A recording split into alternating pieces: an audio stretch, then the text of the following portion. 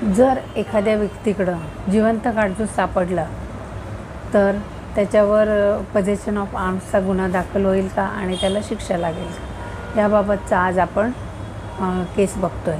तर याच्या रिलेटेडची केस अशी आहे की Devendra Kumar Mishra versus state of NCT Delhi ही केस आहे। दिल्ली हायकोर्टाची केस आहे। या केसमध्ये असं होतं की जो अर्जदार होता पिटिशनर तो दिल्लीवरून मुंबईला चाललेला होता आणि त्याला दिल्लीच्या एअरपोर्टवर त्याची बॅग तपासण्यात आली आणि त्याच्यात जिवंत काडतूस सापडला।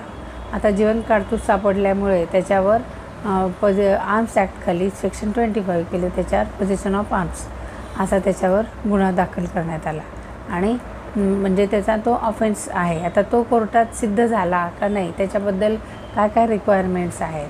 तर आता पोजेशन ऑफ आर्म्स एक सिंगल काडतूस त्याच्या बॅगेत सापडलं, परंतु त्याच्या बॅगेत कुठलाही विपन्स म्हणजे शस्त्र नव्हतं, पिस्तूल गन कुठलंही काही नव्हतं।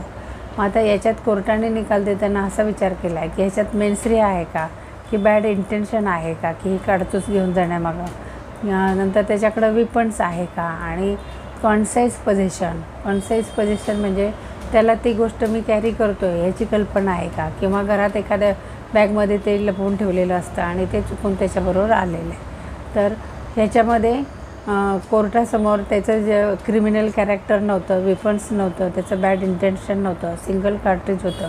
म्हणजे हा जरी गुन्हा असला तरी त्याचं इंटेन्शन हे प्रूव्ह झालं नसल्यामुळे त्याला जिवंत काडतूस सापडलेला असला तरी त्याच्यावर तो गुन्हा काही सिद्ध झालेला नाही। तर अशी ही रिक्वायरमेंट आहे। ही केस आहे दिल्ली हायकोर्टाची, Devendra Kumar Mishra versus state of Delhi अशी ही केसला आहे।